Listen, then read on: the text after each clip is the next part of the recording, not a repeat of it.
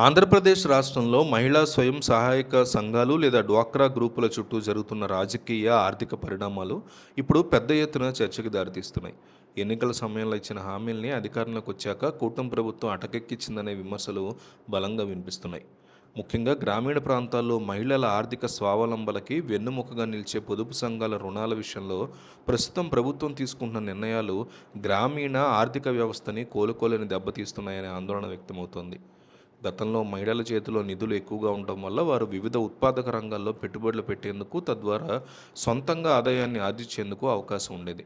కానీ ప్రస్తుత పాలనలో రుణాల పెరుగుదల పూర్తిగా ఆగిపోవడంతో గ్రామీణ మహిళల ఆదాయాలు గణనీయంగా తగ్గిపోయాయి.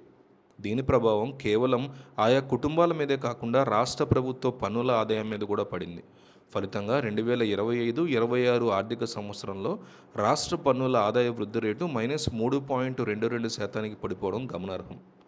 మహిళల ఆర్థిక అభివృద్ధి గత ప్రభుత్వం అమలు చేసిన వడ్డీ రాయితీ పథకాలు అత్యంత కీలకమైన పాత్ర పోషించాయి. ఆ కాలంలో డ్వాక్రా మహిళలకి వడ్డీ రాయితీ కింద దాదాపు 5,000 కోట్ల రూపాయలని నేరుగా చెల్లించడం జరిగింది. దీనికి అదనంగా ఆసరా, చేయూత వంటి వినూత్న పథకాల ద్వారా మహిళలకు పెద్ద ఎత్తున ఆర్థిక సహాయం వైసీపీ అందించిందని వైసీపీ మీడియా చెప్పుకుంటోంది. తద్వారా ఇలా అందడం వల్ల గ్రామాల్లో స్వయం ఉపాధి అవకాశాలు మెరుగయ్యాయని చెప్తోంది. కానీ టీడీపీ, జనసేన కూటమి ప్రభుత్వం ఎన్నికల మేనిఫెస్టోలో పెట్టిన ఒక ప్రధాన హామీ ఇప్పుడు మహిళల్ని తీవ్ర నిరాశకు గురిచేసిందని వైసీపీ ఆరోపిస్తోంది. స్వయం సహాయక గ్రూపుల రుణాల మీద వడ్డీ రాయితీ పరిమితిని 3,00,000 రూపాయల నుంచి ఏకంగా 10,00,000 రూపాయలకు పెంచుతామని కూటమి నాయకులు అప్పట్లో ప్రగల్భాలు పలికారట. తీరా అధికారంలోకి వచ్చిన తర్వాత 10,00,000 పరిమితి దాటకుండా ప్రస్తుతం నడుస్తున్న పాత వడ్డీ రాయితీ పథకానికి కూడా నిధులు విడుదల చేయకుండా పూర్తిగా చేతులెత్తేశారని జగన్మోహన్ రెడ్డి మండిపడుతున్నారు. ఇది ఒక ప్రధాన అస్త్రంగా చేసుకుని ఆయన ప్రజల్లోకి రాబోతున్నారు. గత 2 ఏళ్లుగా ఈ పథకానికి ప్రభుత్వం నుంచి ఒక్క రూపాయి కూడా నిధులు రాకపోవడంతో మహిళల మీద రుణభారం విపరీతంగా పెరిగిపోయింది.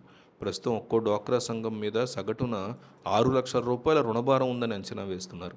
కూటమి ప్రభుత్వం ఇచ్చిన హామీ ప్రకారం చూసుకుంటే మహిళలకి వడ్డీ రాయితీ కోసం ఏటా సుమారు 3,000 కోట్ల రూపాయలు అవసరమవుతాయి. అంటే 2 సంవత్సరాల కాలంలో డ్వాక్రా మహిళలకు అందించాల్సిన సుమారు 6,000 కోట్ల రూపాయల ఆర్థిక ప్రయోజనాన్ని ప్రస్తుతం ప్రభుత్వం ఎగ్గొట్టింది.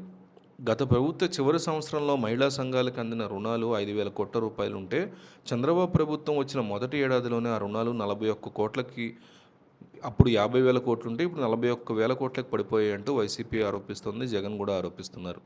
ఆ తర్వాత 2025-26 నాటికి ఈ రుణాల పరిణామం మరింతగా క్షీణించిందని, ఈ విధంగా మహిళా సంఘాలకు అందాల్సిన ఆర్థిక మద్దతు పూర్తిగా నిలిపేయడం వల్ల గ్రామీణ ప్రాంతాల్లో కొనుగోలు శక్తి పడిపోయి వ్యాపారాలు మందగించి మొత్తం ఆర్థిక వ్యవస్థ చిన్నాభిన్నమవుతుందంటూ ఆయన ఆరోపించడం జరిగింది.